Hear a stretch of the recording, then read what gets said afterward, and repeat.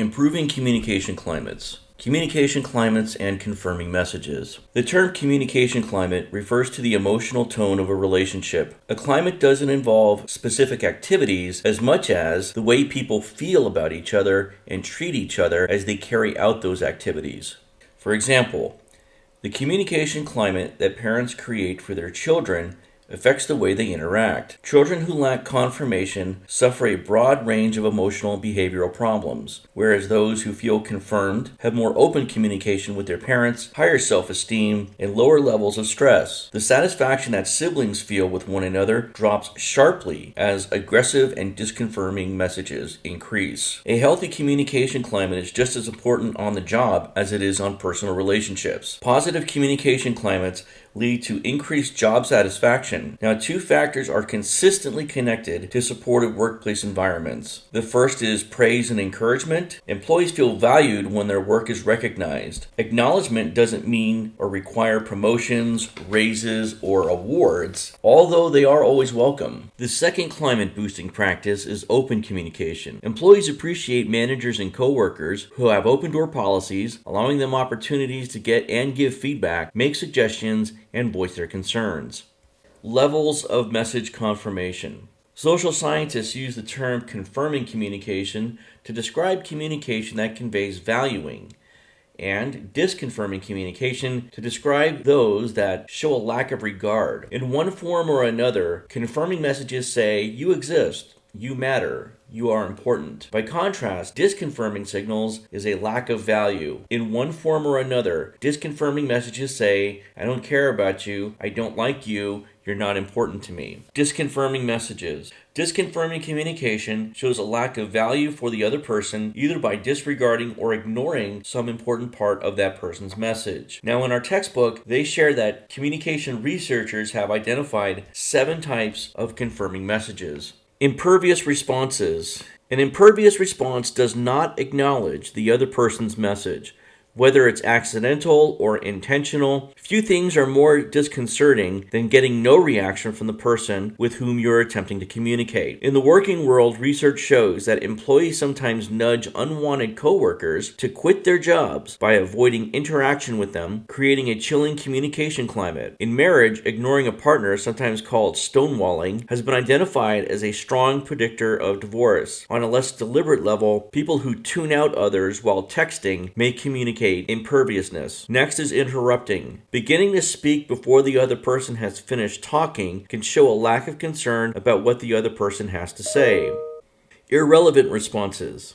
A comment unrelated to what another person has to say would be also known as irrelevant. Tangential responses are conversational takeaways. So instead of ignoring the speaker's remarks completely, the other party uses them as a starting point for a shift to a different topic. Impersonal responses are loaded with cliches and other statements that never truly respond to the speaker. Ambiguous responses contain messages with more than one meaning, leaving the other party unsure of the responder's position. Incongruous responses contain 2 messages that seem to deny or contradict each other. Often at least one of these messages is nonverbal. Disagreeing messages say you're wrong in one way or another. Aggressiveness, the most destructive way to disagree with another person. Research defined aggressiveness as the tendency to attack the self-concepts of the other people in order to inflict psychological pain. Unlike argumentativeness, aggressiveness demeans the worth of others. Name-calling, put-down, sarcasm, taunting, yelling, badgering are all methods of winning disagreements at the other partner's expense. Complaining. Satisfied couples tend to offer behavioral complaints. You always throw your socks on the floor. Whereas unsatisfied couples make more complaints aimed at personal characteristics. You're a slob. Personal complaints are more likely to result in escalated conflict episodes. Argumentativeness. Argumentativeness as presenting and defending positions on issues while attacking positions taken by others. It is crucial to attack issues, not people. Confirming messages. Research shows that 3 increasingly positive types of messages have the best chance of being confirming: recognition, acknowledgement, and endorsement. Recognition is the most fundamental act of confirmation, is to recognize the other person. So recognition seems easy and obvious, and yet there are many times where we don't respond to others on this basic level. Failure to return an email or a phone message are common examples. Nonetheless, if the other person perceives you as avoiding contact, then the message has the effect of being disconfirming. Acknowledgement. Acknowledging the ideas and feelings of others is a stronger form of confirmation. Listening is probably the most common form of acknowledgement. And finally, endorsement. Whereas acknowledgement means you're interested in another person's ideas, endorsement means that you agree with them or otherwise find them important. How communication climates develop. Well, verbal messages certainly contribute to the climate of a relationship, but many climate-shaping messages are nonverbal. The very act of approaching others is confirming, and avoiding them can be disconfirming. Smiles or frowns, the presence or absence of eye contact, tone of voice, and the use of personal space, all of these and other cues send messages about how the parties feel towards one another. A spiral is a reciprocating communication pattern in which each person's message reinforces the others. In positive spirals, one partner's confirming message leads to similar message from the other person. Positive reaction leads the first person to be even more confirming. Negative spirals are just as powerful, although they leave the partners feeling worse about themselves and each other. Escalatory conflict spirals are the most visible ways that disconfirming messages reinforce one another. One attack leads to another until a skirmish escalates into a full-fledged battle. Although they're less obvious, de-escalatory conflict spirals can also be destructive. Rather than fighting, the parties slowly lessen their dependence on each other, withdraw, and become less invested in the relationship. Even the best relationships go through periods of conflict and withdrawal, although a combination of time and communication skills can eventually bring partners back into greater harmony. Defensiveness, causes and remedies. Face-threatening acts are messages that seem to challenge the image we want to project. We are likely to resist their messages. Defensiveness, then, is the process of protecting our own presenting selves. In fact, competent communicators protect others' face needs as well as their own. Preventing defensiveness in others. The influential work of researcher Jack Gibb offers some useful tools for reducing defensiveness. These are also known as Gibb's categories. Evaluation versus description.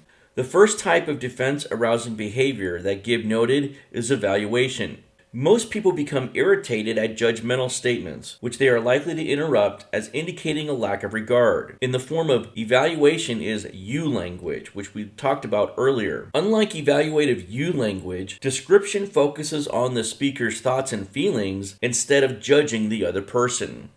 Control versus problem orientation. Controlling communication occurs when a sender seems to be imposing a solution on the receiver with little regard for the receiver's needs or interests. The object of control can involve almost anything: where to eat dinner, what TV program to watch, whether to remain in a relationship, or how to spend a large sum of money. Whatever the situation, people who act in controlling ways create a defensive climate. Whether it is done through words, gestures, tone of voice, or some other channel, the controller generates hostility wherever he or she goes. The unspoken message that such behavior communication is, I know what's best for you, and if you do as I say, we'll get along. By contrast, communicators with problem orientation focus on finding a solution that satisfies both their needs and those of the others involved. The goal here isn't to win at the expense of your partner, but rather to work out some arrangement in which everybody feels like a winner. Strategy versus spontaneity. Gibb uses the word strategy to characterize defense-arousing messages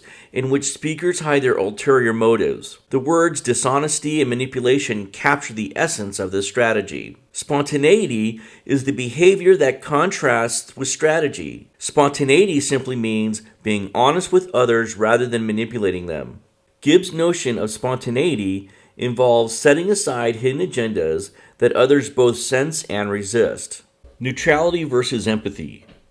Gibb uses the term neutrality to describe a fourth behavior that arouses defensiveness. Probably a better descriptive word would be indifference. A neutral attitude is disconfirming because it communicates a lack of concern and implies that the welfare of the other person isn't very important to you. This perceived indifference is likely to promote defensiveness because people do not like to think of themselves as worthless, and they'll protect a self-concept that regards them as worthwhile. Empathy means accepting another person's feeling and putting yourself in another person's place. This does not mean you need to agree with that person, but simply letting that other person know that you care and respect, and you'll be acting in a supportive way. Superiority versus equality. Superiority is any message that suggests I'm better than you is likely to arouse feelings of defensiveness in the recipient.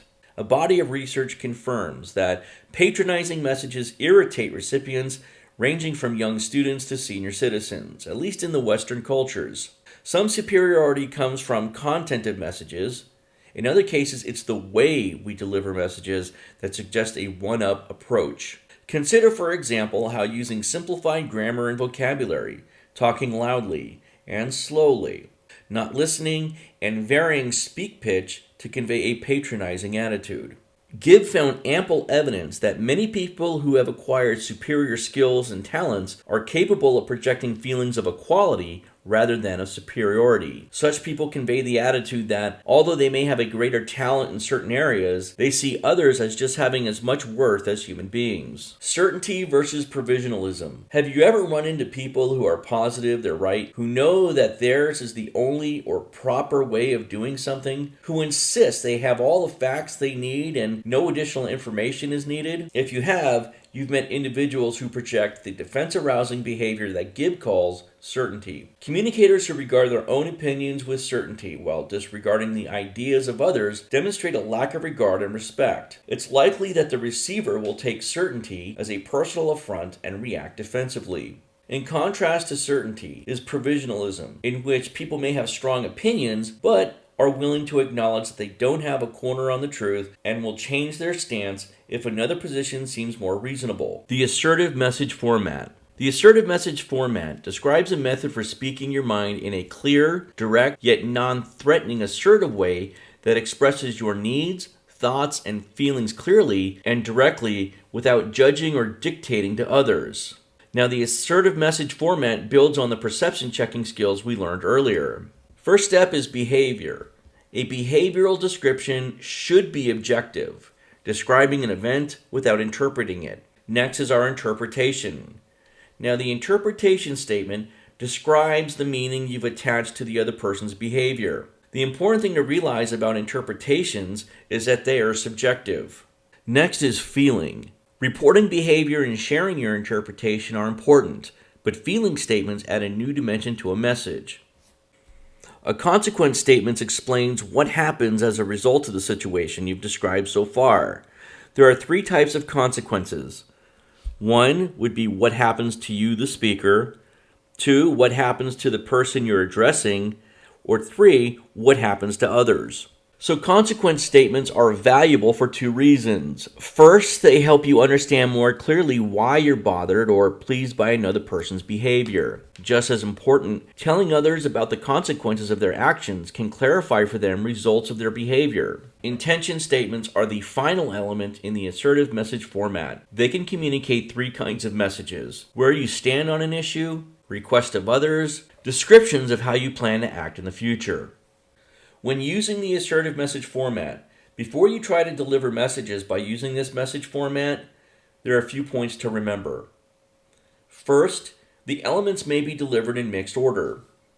2, word the message to suit your personal style. 3, when appropriate, combine 2 elements in a single phrase. And 4, take your time delivering the message.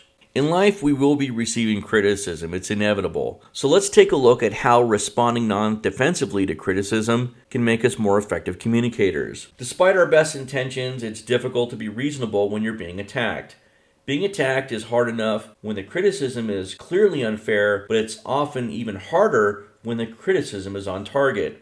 Here are a few strategies to respond non-defensively to criticism. Ask for specifics, guess about the specifics, paraphrase the speaker's ideas, ask what the critic wants, ask about the consequences of your behavior, and ask what else is wrong.